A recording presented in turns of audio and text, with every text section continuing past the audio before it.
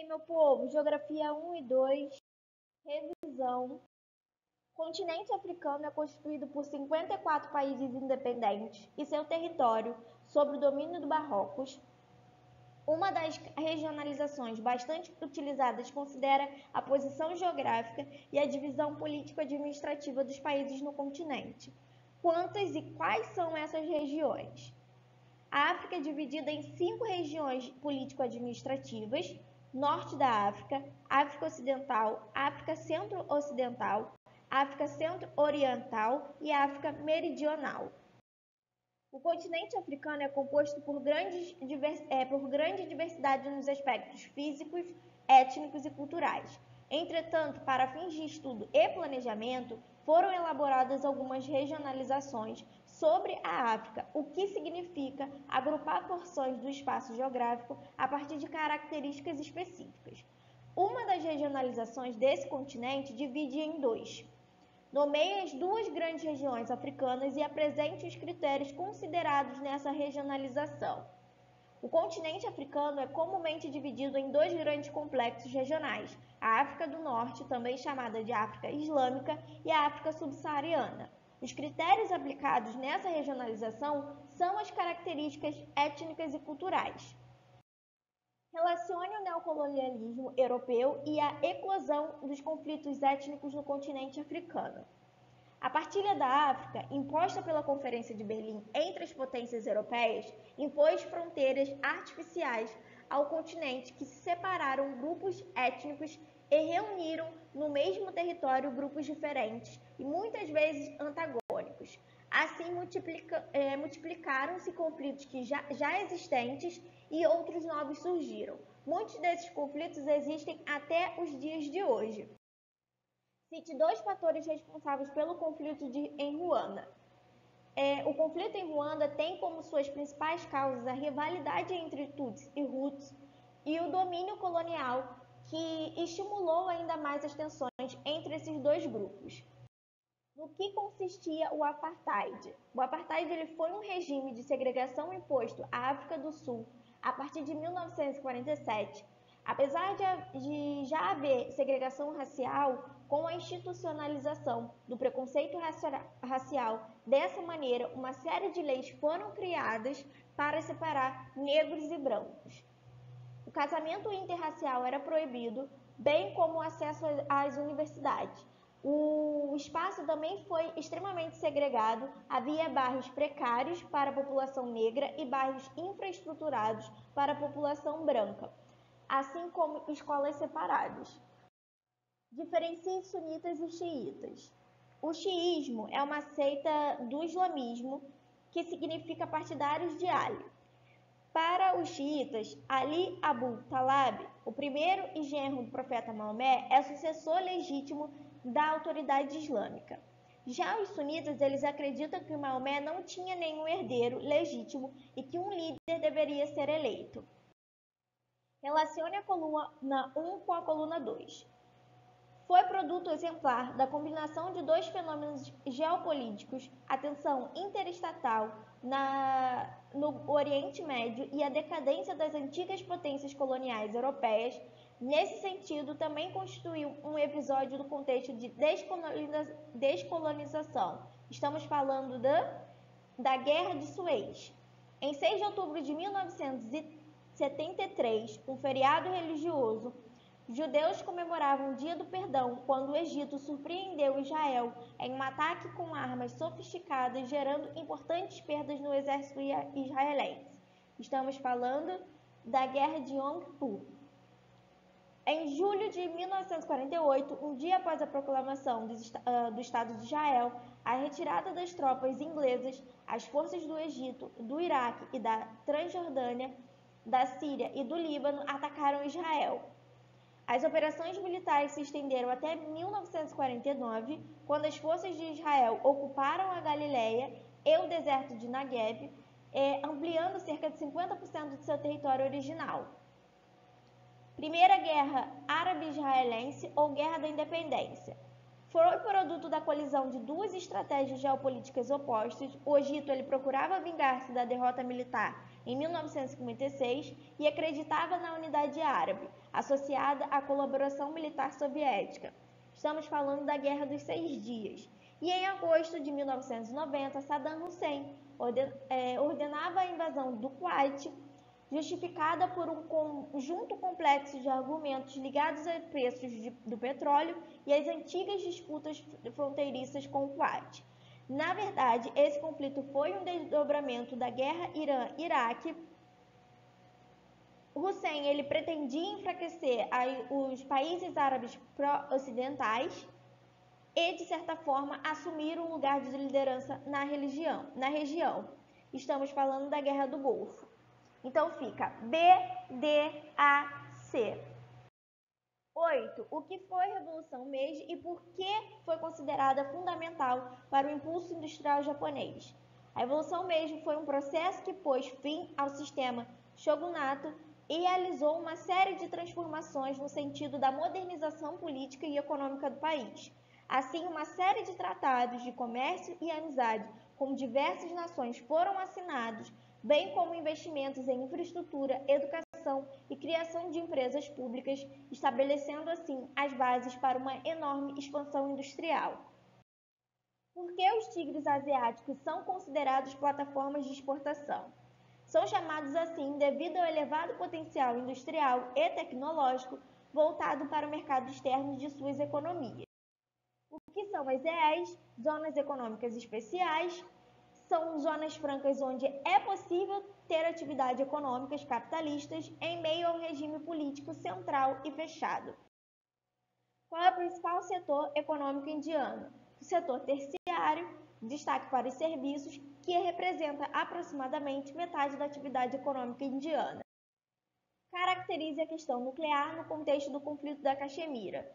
A Caxemira é uma região disputada pela Índia e pelo Paquistão desde os anos de 1940, quando a região foi dividida entre essas nações. Desde então, os dois países encerraram uma série de embates, tendo a China também se apoderado de parte da região.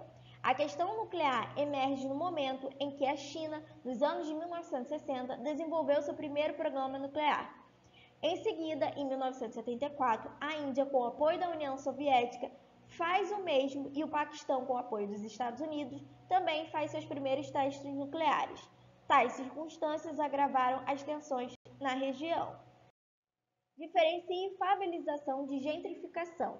O fenômeno da favelização está associado ao surgimento e à grande expansão das favelas em uma cidade e aos processos de industrialização e êxodo rural. O fenômeno urbano observado em grandes cidades brasileiras, a gentrificação, é o resultado das intervenções urbanísticas em áreas centrais com o objetivo de modernizar os equipamentos urbanos e a infraestrutura em geral, dando novas funcionalidades às áreas centrais consideradas em decadência. Cite 2 objetivos da reforma urbana: coibir a especulação imobiliária, combater os latifúndios urbanos por meio da implementação de impostos e multas, combater a difusão de lotes vagos em zonas densamente habitadas, frear o crescimento desordenado das cidades, proibindo ou controlando o número de aprovações de loteamentos habitacionais, e democratizar as ações públicas e investimentos em infraestrutura que geralmente privilegiam zonas nobres das cidades. Caracterize teoria malthusiana. Segundo essa teoria, elaborada a partir dos estudos de Thomas Malthus na transição do século XVIII para o século XIX, a população cresceria em progressão geométrica, enquanto a produção de alimentos cresceria em progressão aritmética, ocasionando assim a fome no mundo. Como solução para evitar que a população fosse maior do que a capacidade de produção de alimentos, Malthus defendia o controle da natalidade a partir do planejamento familiar, da abstinência social e da proibição de medidas assistencialistas do Estado. Uma das falhas da teoria de Malthus foi não considerar os avanços tecnológicos na produção agrícola, que elevaram muito a produtividade, invalidando a teoria. Teoria neomalthusiana. Utilizada na segunda metade do século XX, a teoria neomalthusiana, elaborada com base na teoria de Malthus, pregava a necessidade de controle de natalidade nos países periféricos como forma de melhorar as condições de vida. Segundo essa teoria, a escassez de alimentos do mundo era consciência das altas taxas de natalidade dos países periféricos que geravam pressão sobre os preços dos gêneros alimentícios no mercado mundial, por meio da lei de oferta e procura. Portanto, o crescimento populacional seria responsável pela ocorrência da miséria. Por essa razão, os neomalthusianos eles defendiam que os países mais pobres intensificassem campanhas de planejamento familiar e de distribuição de contraceptivos a fim de controlar a alta natalidade. E a teoria reformista, segundo a teoria reformista, o crescimento populacional ele está associado à renda familiar. Então, nesse sentido, a pobreza relaciona-se diretamente à distribuição desigual de renda pelo mundo e não ao alto número de filhos. Isso é, para essa teoria, a alta natalidade não é percebida como uma causa da pobreza, mas consequência dela na medida em que a má distribuição de renda e baixo acesso à educação comprometem o grau de instrução e acesso a informações da sociedade. Assim, os reformistas eles acreditam que os investimentos na cultura, educação e infraestrutura seriam importantes para reduzir os elevados índices de natalidade dos países mais pobres. Por defenderem o combate à pobreza, os reformistas eles foram classificados como marxistas, afirmação essa que não é um consenso entre os estudiosos do tema. Diferencia a população absoluta de relativa. Diz respeito à população absoluta do país, ou seja, o número total de habitantes.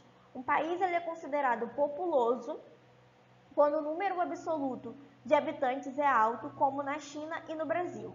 E diz respeito à população relativa de um país, ou seja, ao número de habitantes por quilômetros quadrados. Indica o setor econômico que abriga a maior parte da peia brasileira e aponte dois motivos para essa concentração. A peia brasileira ela concentra-se no setor terciário, serviços e comércios. Os motivos de tal concentração associam-se a pouco dinamismo no setor industrial, que abriga pouca mão de obra no país, e a mecanização dos campos. Aponte três variáveis consideradas no cálculo do DH e identifique o fator responsável pela evolução do DH brasileiro. O DH ele é medido a partir da longevidade, da escolaridade e do PIB per capita. O IDH brasileiro ele apresentou grande crescimento nas últimas décadas, contudo não reflete a realidade nacional.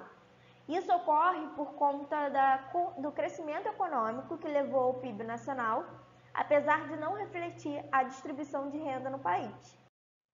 Diferencie fluxos migratórios rurais e urbanos dos fluxos urbanos rurais e apontando as causas de cada um deles.